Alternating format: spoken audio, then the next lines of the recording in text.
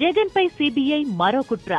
వైఎస్ఆర్సీపీ అధినేత వైఎస్ జగన్ కి ఇటీవల ప్రజల్లో రోజురోజుకి పెరిగిపోతున్న ఆదరణను చూసి కేంద్రంలో కొందరు పెద్దలు జీర్ణించుకోలేక జగన్ ని ఎలాగైనా ప్రజలకి దూరం చేయాలి అని ఆలోచించి కుట్ర చేసి సిబిఐని మళ్లీ రంగంలోకి దించారు. సిబిఐ వారు మూడవ వ్యక్తి చెప్పిన సొంత అభిప్రాయాన్ని బేస్ చేసుకుని జగన్ షరతులు ఉల్లంఘించారు, బెయిల్ రద్దు చేయాలి అని కోర్టులో పిటిషన్ దాఖలు చేసింది. అయితే వివరాల్లోకి వెళ్తే ఇటీవల ఉమ్మడి ఆంధ్రప్రదేశ్ మాజీ సీఎస్ రమాకాంత్ రెడ్డి గారు ఒక ప్రముఖ ఛానల్ కి ఇచ్చిన ఇంటర్వ్యూలో సిబిఐ స్టేట్ గవర్నమెంట్ రూల్స్ తెలుసుకోకుండానే జగన్ కేసు విచారణ చేసింది అని ఆయన అభిప్రాయాన్ని చెప్పారు. ఆ ఇంటర్వ్యూని బేస్ చేసుకుని జగన్ సాక్షులను ప్రభావితం చేస్తున్నారు అని, ఆయన బెయిల్ షరతులు ఉల్లంఘించారు అని, ఆయన బెయిల్ రద్దు చేయాలి అని సిబిఐ కోర్టులో పిటిషన్ వేసింది. ఇక్కడ ఒక ఆసక్తికరమైన విషయం ఏంటంటే వైఎస్ఆర్ ముఖ్యమంత్రిగా ఉన్నప్పుడు రాష్ట్ర ప్రభుత్వం నుండి లబ్ధి పొందిన వారు అందరూ జగన్ కంపెనీలలో పెట్టుబడి పెట్టారు అని సిబిఐ అభియోగం. ఇక్కడ ఒక ముఖ్యమైన విషయం గమనించాలి.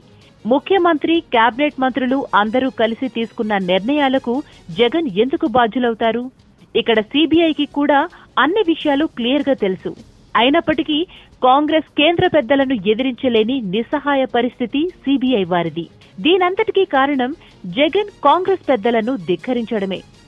ఇంకో ఆసక్తికరమైన విషయం ఏంటంటే జగన్ ని అరెస్ట్ చేస్తారు అని, జగన్ కి బెయిల్ వస్తుంది అని ప్రజలకి ముందే తెలిసిపోయిందంటే కాంగ్రెస్ కుట్ర ప్రజలు ముందే ఊహించారు.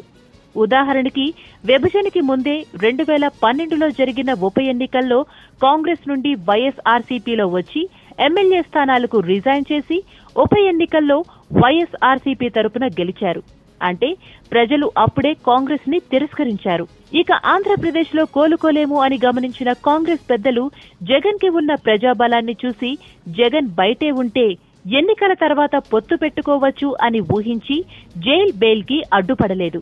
ఇదంతా చూస్తే మనందరికీ అర్థమైంది ఒకటే, జగన్ ని అతని ఆస్తుల కేసులో అరెస్ట్ చేయడం, బెయిల్ ఇవ్వడం అంతా కాంగ్రెస్ పెద్దలు ఆడిన ఒక వింత నాటకం. దీనిలో సిబిఐ ఒక పావు మాత్రమే. ఇప్పుడున్న కేంద్ర పెద్దలు అదే విధానాన్ని కొనసాగిస్తున్నారు.